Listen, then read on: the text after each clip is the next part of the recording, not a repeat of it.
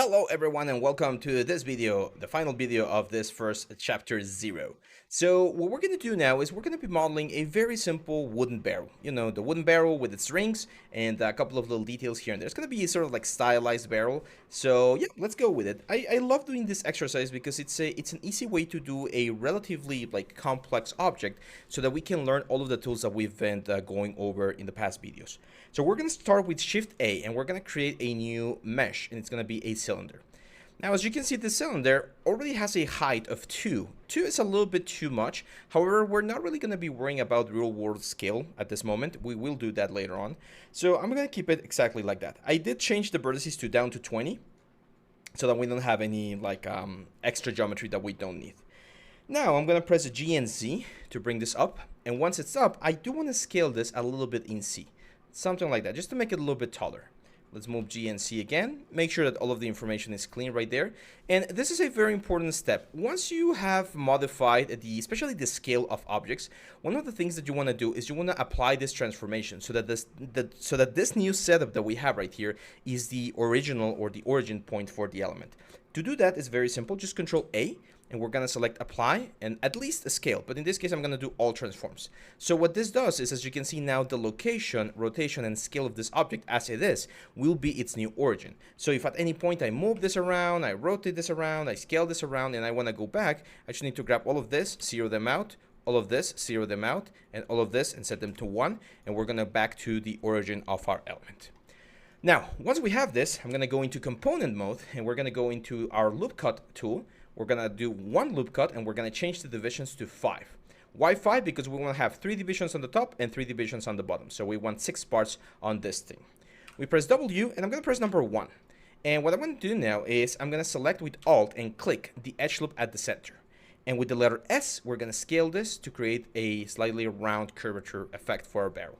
Now, if the scale tool is really intense, there's a couple of things you can do. First of all, the farther away you are from the object, the more control you're going to have. See that? So if my cursor is right here and I do the scale, it's a very extreme change. But if I start over here and I press S, I'm going to get a way softer effect. And the other one is, if you're really close, just press Shift. By pressing Shift, we go into this sort of like controlled mode, and we're going to be able to be a lot more precise on our movements. So I'm going to do something like that. Then we're going to select that one and that one. Same thing with S and Shift. We're just going to round this off a little bit. And then this one and this one with S and Shift.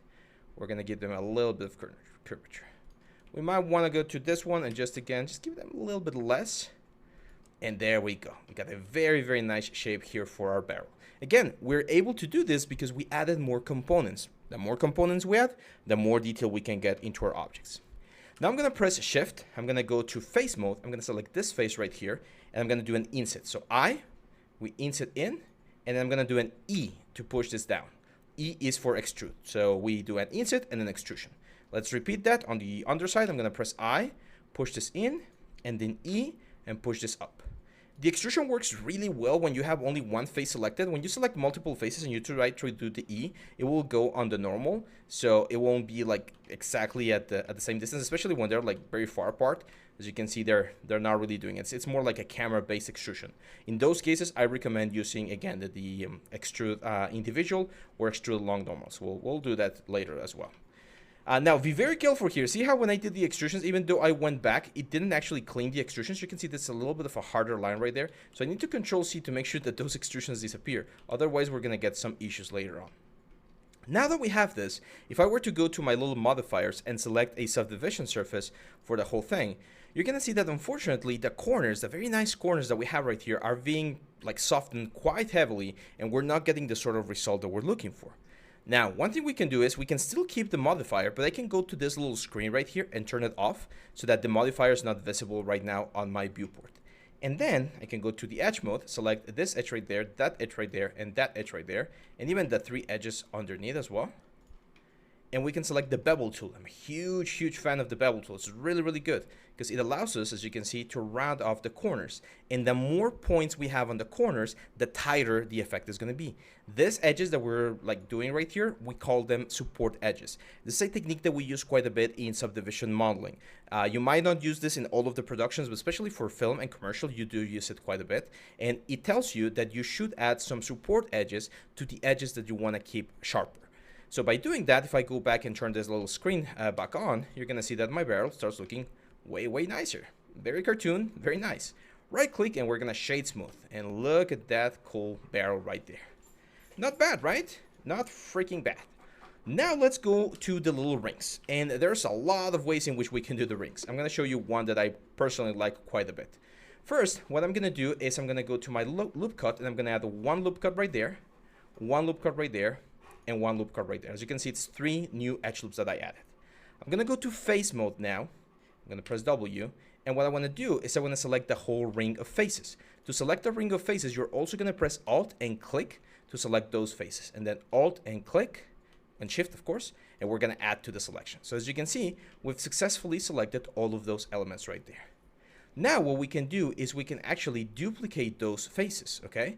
So we're just going to press Control D to duplicate those faces. Sorry, Shift D to duplicate those faces. See that? I'm going to right click so that they don't move. Again, let me repeat that. So Shift D to duplicate those faces, and then Shift P.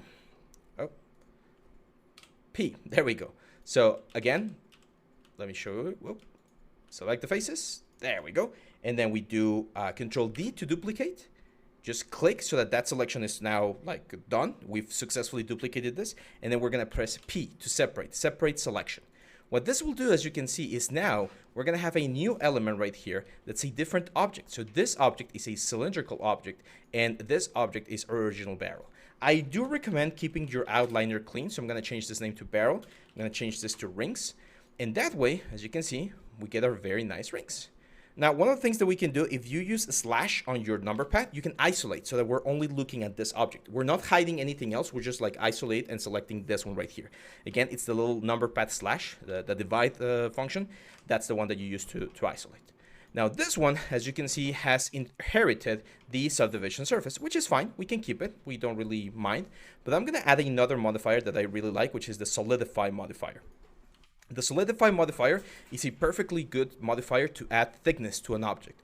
So in this case, I'm going to add thickness, but I'm going to add thickness to the other side like that. So as you can see, it's minus negative. Or we can keep it positive and just change the offset so that it goes to the front, so to 1.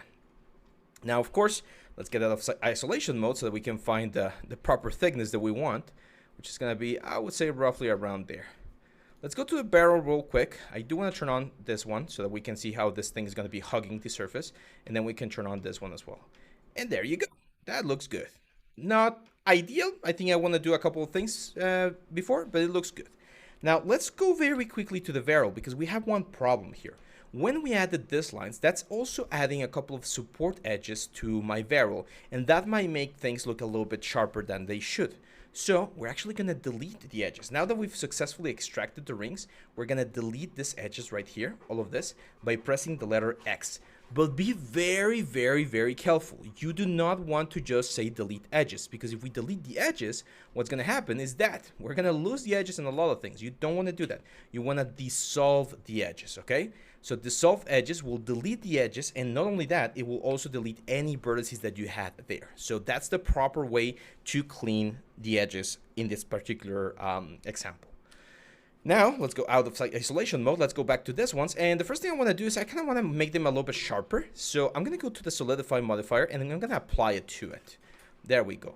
Now, when I apply this modifier, as you can see, we now get round effects. And the reason why we're getting round effects, as you guys should already know, is because the edges right here are very sharp, right? So we need to add what? Support edges. And how can we do that? Well, one option, of course, is to bevel.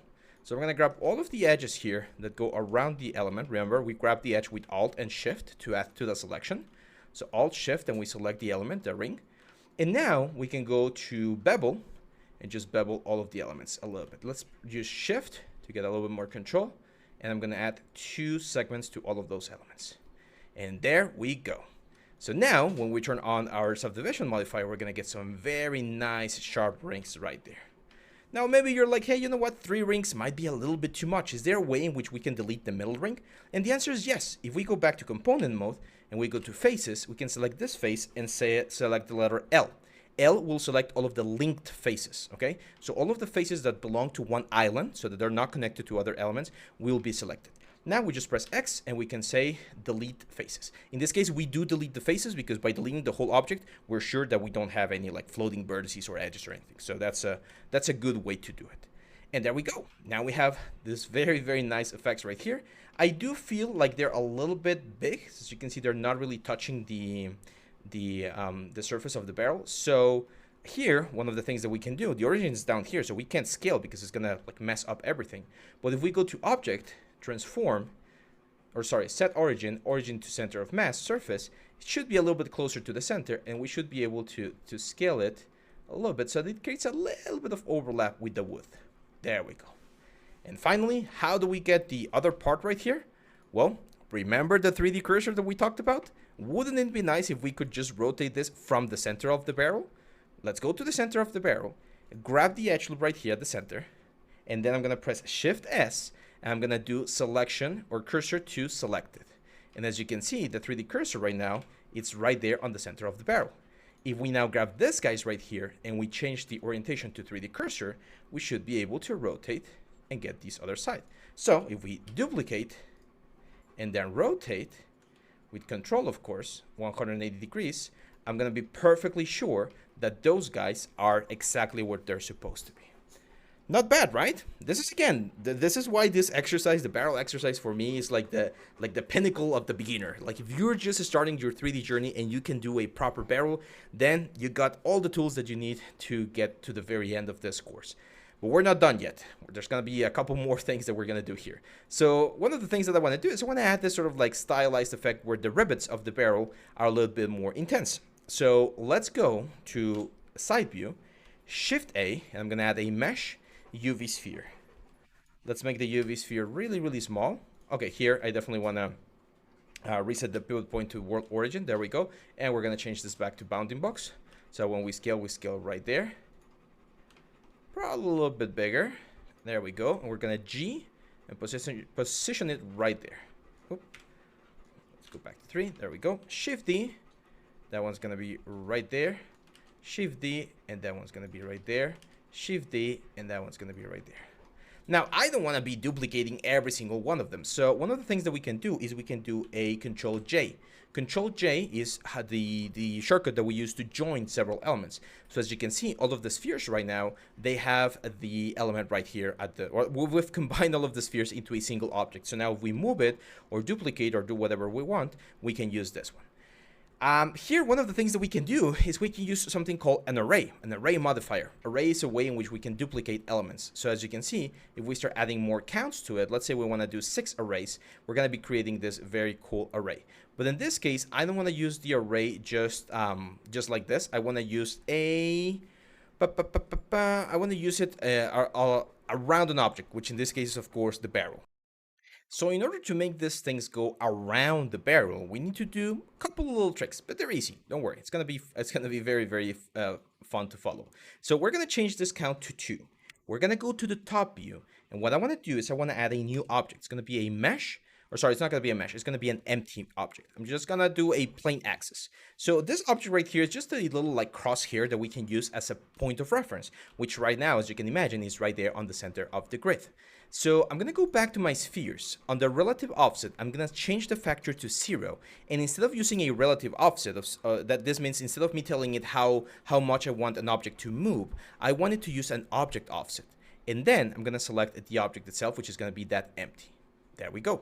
Now, what's happening there? Why is this like doing this really, really weird effect? That's because the elements on the object right here, the transforms and stuff, were not applied properly. So as you can see, these spheres were set to 0.066, and since the object is set to 1, they're going to create a weird interaction. But if I go to the sphere again and I just press Control A and apply all transforms, you can see that this thing is going to like improve.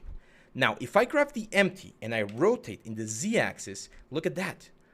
all of the little balls are following to the other side of the element. So in this case, I'm gonna rotate, let's say 300 degrees. There we go.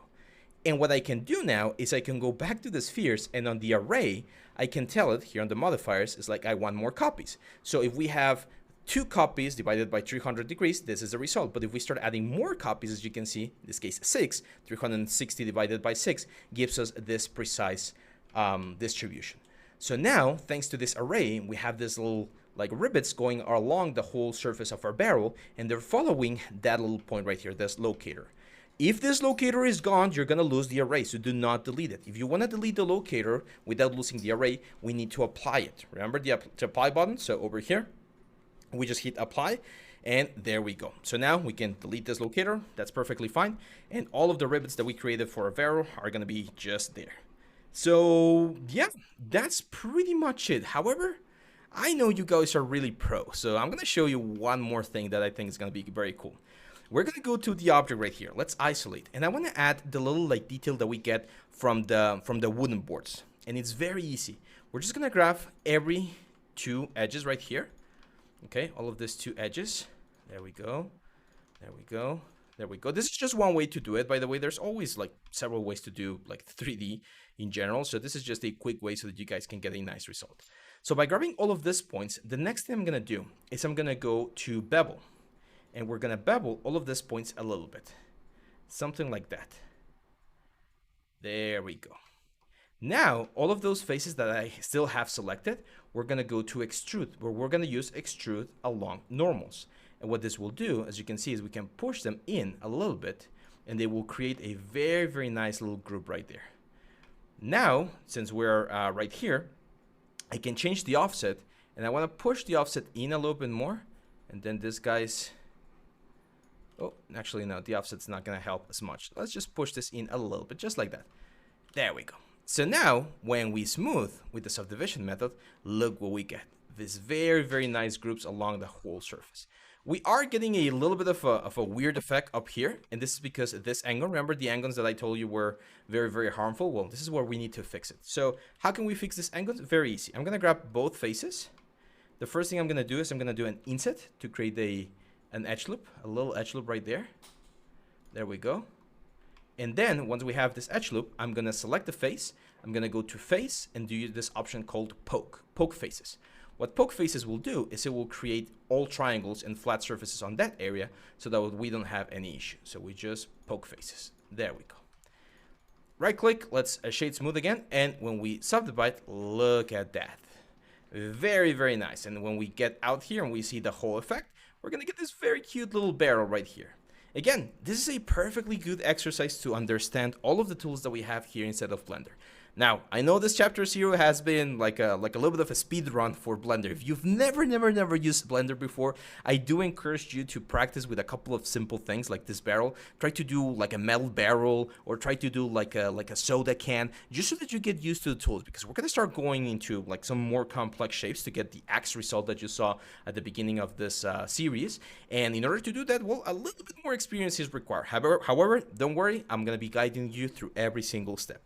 We have one more video. I just want to do one more video. I know I said this was going to be the final one for this chapter, but I just can't contain myself. I want to show you how to do a nice render out of this with some cool materials. So yeah, that's it for now, my friends. Hang on tight, and I'll see you back on the next one.